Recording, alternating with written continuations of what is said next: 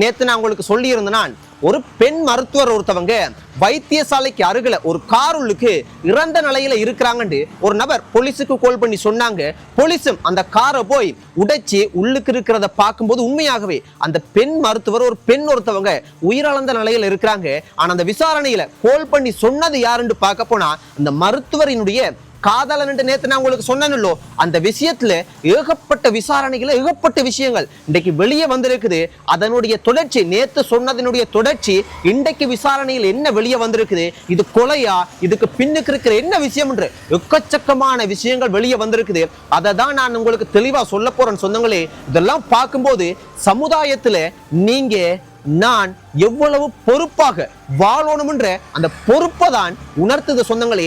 என்ன நடந்திருக்குண்டா, இதனுடைய விஷயத்தை நேத்தே நான் உங்களுக்கு சொல்லிட்டேன். இருந்தாலும் இன்றைக்கு அதை சுருக்கமா சொல்லிட்டு அதனுடைய முழுமையை நான் உங்களுக்கு சொல்றேன். என்ன நடந்திருக்குண்டா, இந்த இறந்து போன பெண் வைத்தியர் அம்பாறை மாவட்டத்துல ஒரு வைத்தியசாலையில ஒர்க் பண்ணக்கூடிய ஒரு விதமான வைத்தியர். என்ன நடந்திருக்குண்டா, இவங்க வெளிநாடு, அதாவது கனடா நாட்டுக்கு போறதுக்காக ஒரு சில முயற்சிகள் எடுத்திருக்கிறாங்க.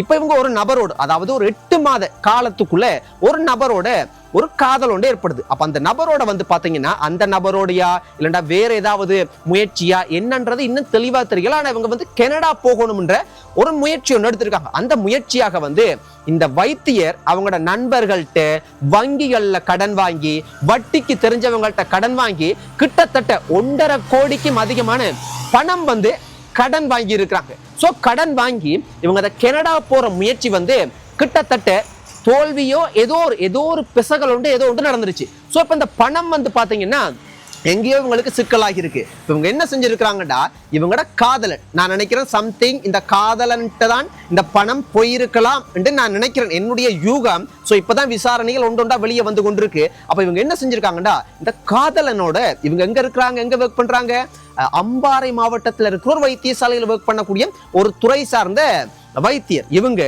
நுவரலியால உள்ள ஒரு ஹோட்டல் ஒன்றுக்கு இந்த காதலனோட போய் தங்குறாங்க. காதலனோட சேர்ந்து போய் தங்குறாங்க. சேர்ந்து தங்கிட்டு இவங்கள் சில நாட்கள்லயே காதலன் ஹோட்டலை விட்டு வெளியாகி போறேன். இதுதான் விசாரணையில வந்திருக்கிற விஷயமா. வெளியாகி அவர் போறேன். போனதன் பிற்பாடும் இவங்க ஹோட்டல்லையே ஸ்டே பண்ணிருக்கிறாங்க. காதல் யாரு, இந்த மருத்துவர் ஹோட்டல்லையே ஸ்டே பண்ணிருக்கிறாங்க. ஏன் ஸ்டே பண்ணி இருக்கிறாங்கடா, இப்ப இவங்க கனடா போகணும்னு பணம் வாங்கி இருக்கிறாங்க தானே. வங்கிகள்ல பேங்க்ல கடன் வாங்கி இருக்கிறாங்க, தெரிஞ்ச நண்பர்கள்ட்ட கடன் வாங்கி இருக்கிறாங்க, வட்டிக்கு கடன் வாங்கி இருக்கிறாங்க. இதெல்லாம் கிட்டத்தட்ட 1.5 கோடிக்கும் அதிகமான பணம் வாங்கி இருக்கிறாங்க. அப்ப இவங்க இந்த பணம் கொடுக்கணும்னா என்ன செய்யணும், கனடா போகணும். கனடா போய் உழைச்சுதான் கொடுக்க முடியும். அப்ப இவங்க கனடாவும் போகல. இப்ப பணமும் யார்கிட்டயோ கை மாறி எங்கேயோ இவங்க கொடுத்துட்டாங்க, காதலன்ட்டையோ யார்கிட்டயோ கொடுத்துட்டாங்க.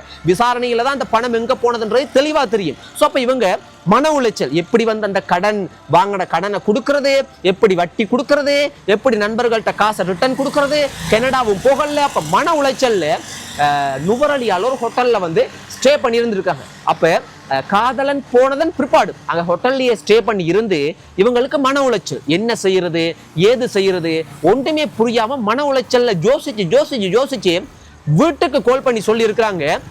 சில நாட்களுக்கு பிற்பாடு நான் இப்படி இந்த மாதிரிக்கு ஒரு சிக்கல்ல சிக்கப்பட்டிருக்கிறேன், இந்த விஷயத்த கொஞ்சம் கவலையா துன்பமா சொல்லி இருக்கிறாங்க. இவங்க கிட்டத்தட்ட சாப்பிடாம மோசமான நிலைமைக்கு போனதன் பிற்பாடு அப்ப வீட்டாக்கள் என்ன செஞ்சிருக்காங்க, அந்த ஹோட்டலுக்கு போய் பார்த்துருக்காங்க. ஹோட்டலுக்கு போய் பார்த்தா ஹோட்டல்ல ஆள் இல்லை. இப்ப இந்த இவங்க குடும்பம் வர்றதுக்கு முதல் இந்த காதலன் என்று சொன்ன நபர் இருக்கிறார், அவர் வெளியே போயிட்டு இந்த குடும்பத்துக்கு தெரிஞ்சு குடும்பம் வர்றதுக்கு முதல் காதலனுக்கு விஷயம் புரிஞ்சிருச்சு. அதாவது தன்னுடைய காதலி கொஞ்சம் சிக்கலான நிலைமையில் இருக்கிறாங்க. காதலன் தான் ஏமாத்துனீரா இல்லைன்னா காதலன் ஏமாத்தல, காதலியினுடைய ஒரு சூழ்நிலையை புரிஞ்சு கொண்டு போயிட்டு மறுபடியும் காப்பாத்துறதுக்கு வந்தீரா என்னன்றதுன்னு தெளிவா தெரியல. அப்ப மறுபடியும் அவர் காதலன் என்ன செஞ்சிருக்கிறா அந்த கேப்ல அதுலயும் ஒரு சந்தேகம். போலீஸ் என்ன சொல்றாங்கடா, காதலனா இல்லைன்னா அது வேற யாருமா அப்படின்றது, அதாவது காதலன் அப்படின்றது உறுதி செய்யப்பட்டிருக்குது. ஆனால் அந்த ஹோட்டலுக்கு ஒரு நபர் அவங்கள ஒரு மயக்கமான மோசமான நிலைமையில் இருக்கும்போது அவங்கள தூக்கி அப்படியே வெளியே கொண்டு போய் ஒரு காருள்ளுக்கு கொண்டு போய் ஏத்துறாங்க. அப்ப காருள்ளுக்கு ஏத்துறதெல்லாம் இன்னும் தெளிவா தெரியல. ஆனா ஹோட்டல்ல இருந்து வெளியே கொண்டு போறாங்க. அப்ப இதுல ஒரு கேள்வி ஒன்று வருது, அது கொண்டு போறது காதலனா இல்லண்டா, அதாவது காதலன் ஸ்டே பண்ணி இருந்துட்டு போயிட்டு மறுபடியும் காதலன் தான் வந்திருக்கிறா இல்லண்டா வேற யாராவது வந்திருக்காங்களா என்னன்றது சரியா தெரிய மாட்டேங்குது. அப்ப இந்த காதலை மோசமான நிலைமையில இருந்திருக்காங்க. சோ வெளியே கொண்டு போகும்போது அதெல்லாம் சிசிடிவியில பதிவாகி இருக்குது. முகமெல்லாம் மிக மிக மிக மிக துல்லியமாக தெரியலண்டாலும் ஒரு நபர் அந்த பெண் அதாவது மருத்துவர் வெளியே கொண்டு போறாங்க. அப்ப அந்த நிலைமையில அவங்க மோசமாக இருக்கிறாங்க. இதுல அங்க ஹோட்டல்ல இருக்கிற ஒர்க் பண்ற ஸ்டாஃப் என்ன செஞ்சாங்க, அவங்க யாரும் இதை கவனிக்க இல்லையா இல்லண்டா அந்த கேர்ள் சுகம் இல்லாம இல்லாட்டி ட்ரிங்க் பண்ணிட்டாங்க, ஏதோ ஒரு வேற விஷயமா கூட்டிட்டு போறாங்கன்னு நினைச்சாங்களா என்னன்றதுன்னு தெளிவா தெரிய மாட்டேங்குது. ஆனா ஹோட்டல்ல இருந்து கொண்டு போறது சிசிடிவில பதிவாகினதை அந்த குடும்பம் தெரிஞ்சு குடும்பம் போலீஸ்ல குடும்பமா ஒரு புகார் கொடுக்குற முயற்சி செய்திருக்கிறாங்க. ஸோ இந்த கேப்ல காதலன் பாத்தீங்கன்னா போலீஸுக்கும் இன்ஃபார்ம் பண்ணிட்டு அவர் தலைமறைவாயிட்டார். போலீஸ் கார்ல செக் பண்ணா கார்ல ஒரு பெண் ஒருத்தவங்க இறந்த நிலையில இருக்கிறாங்க. சோ இதுதான் நடந்திருக்கு சொந்தங்களே. இதுல இன்னொரு விஷயம் தெரிய வந்திருக்கு. என்ன தெரியுமா, இந்த காதலன் என்று சொல்லப்படக்கூடிய நபர் இருக்கேரோ அவர் அந்த ஒரு கார் ஒன்று விட்டுட்டு போயிருக்காரு. அந்த கார் இந்த காதலன் அதாவது பெண் மருத்துவரினுடைய காதலன் என்று சொல்லப்படக்கூடிய அந்த காதலனினுடைய இன்னொரு காதலியினுடைய கார் என்று சொல்லப்படுது. ஏகப்பட்ட விஷயங்கள் வெளியே வருது. இதெல்லாம் கேட்கும் போது எவ்வளவு நமக்கே பாருங்க, எவ்வளவு ஒரு சிந்திக்கிறதுக்கே எவ்வளவு கஷ்டமா இருக்குது. இந்த விஷயத்தை உங்களுக்கு சொல்றதுக்கே எவ்வளவு ஒரு மனசுக்குள்ள ஒரு வேதனையா இருக்கு. அப்ப அந்த பெண் மருத்துவர் எப்படி ஒரு சவாலை எதிர்கொண்டு இருந்திருப்பாங்க. அந்த மருத்துவரினுடைய அந்த பெண்ணினுடைய குடும்பம் எவ்வளவு ஒரு மோசமான ஒரு துன்பத்துல கவலையில் இருப்பாங்க. அப்ப பெண்கள் எவ்வளவு பொறுப்போடு இருக்கணும், பெண்கள் மட்டும் இல்ல ஆண்களும் தான், எல்லோரும் எவ்வளவு பொறுப்போடு இருக்கணும். சோ இதுதான் இதுவரைக்கும் வெளியே வந்திருக்கிற விஷயம் சொந்தங்களே. இதெல்லாம் பார்க்கும்போது இந்த பெண் மருத்துவரை காதலன் ஏதாவது கொலை செய்துட்டேரா இல்லண்டா இந்த பெண் மருத்துவர் ஏதாவது தப்பான முடிவு ஒன்று எடுத்துட்டாங்களா இல்லண்டா சாப்பிடாம எதுவுமே இல்லாம மோசமான நிலைமைக்கு போய் உயிரிழந்துட்டாங்களா, இதெல்லாம் பிரேத பரிசோதனையில எல்லாமே ஒவ்வொரு விஷயமும் கண்காணிக்கப்பட்டு விசாரிக்கப்பட்டு பிரேத பரிசோதனை கிட்டத்தட்ட இன்றைக்கு முடிவு. நான் இந்த செய்தி கதைக்கும் போது எனக்கு வெளியே விஷயம் வரல. ஆனா அந்த செய்தியெல்லாம் கதைச்சு முடிஞ்சதன் பிற்பாடு பிரேத பரிசோதனை வெளியே வந்திருக்கும் நினைக்கிறேன். ஆனா அது நாளைக்கு தான் போலீஸ் விசாரணையில தெரிய வரும். சோ இதெல்லாம் பார்க்கும்போது பக்கா ரெண்டு விஷயம் நடந்திருக்குது. ஒரு ஸ்கேம், அதாவது கிட்டத்தட்ட 1.5 கோடி ரூபாய் அந்த பெண் மருத்துவர் கனடா போறதுக்கு முயற்சி செஞ்சிருக்காங்கடா.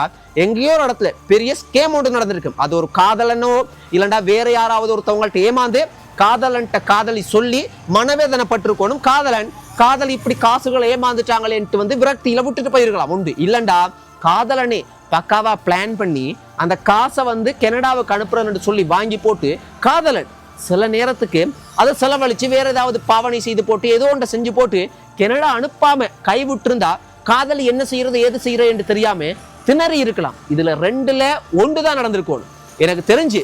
அப்ப ஆனா இது கொலை செய்திருக்கிறதுக்கான சந்தர்ப்பங்கள் மிக மிக குறைவு. அதாவது நேரடியாக கத்தியால குத்தியோ இல்லைன்னா வேற ஏதாவது செஞ்சோ கொலை செஞ்சிருந்தா உடனடியாக பிரேத பரிசோதனையில உடனடியாக வெளியே வந்திருக்கு. இது அதை கடந்து டெக்னிக்கா பக்கா பிளானா பாத்தீங்கன்னா போட்டிருக்குது. சோ இதெல்லாம் பார்க்கும்போது காதலன் தலைமுறை காதலன் ஒரு ஜெனிவனான ஆளாக இருந்தா தலைமறைவாக வேண்டிய அவசியம் இல்லை. அப்ப காதலன் தலைமறைவாகி இருக்கிறேன்டா எனக்கு தெரிஞ்சு அவர் கனடாவுக்கு எல்லாம் போறதுக்கு பிளான் பண்ணிட்டு சப்போஸ் எல்லாம் டிக்கெட் புக் பண்ணி போயிருக்கலாம். விசாலாம் கிடைச்சிருந்தா டிக்கெட்டை புக் பண்ணிட்டு அழகா கிளம்பி இருக்கலாம். சொல்ல முடியாது என்ன ஏதுன்றது இன்னும் முழுமையா வரல.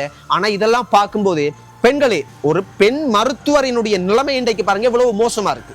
ஒரு பெண் மருத்துவர் ஏமாந்துருக்காங்களோ என்னவோ 1.5 கோடி ரூபாய் பணம் இழந்து இருக்கிறாங்க, உயிர் போய் இருக்குது, ஒரு மோசமான ஒரு சூழ்நிலையில சிக்கி இருக்கிறாங்க. அதனால பெண்களே மிக மிக கவனம். அதே போல ஆண்களும் தான். பெண்களை ஏதாவது ஒரு சின்ன விஷயத்துல தெரிஞ்சோ தெரியாமலோ ஏமாத்துறதுக்கு ட்ரை பண்ணாதீங்க. அது மோசமான சூழ்நிலையில போய் முடிஞ்சிடும். அதை தான் என்னால சொல்ல முடியும் சொந்தங்களே. இதுதான் இன்றைக்கு அந்த பெண் மருத்துவரினுடைய உயிரிழப்புல இருந்து வெளியே வந்திருக்கிற விஷயம். சோ கவனமா இருங்க. நன்றி சொந்தங்களே. குட் நைட், ஸ்வீட் ட்ரீம்ஸ், பாய்.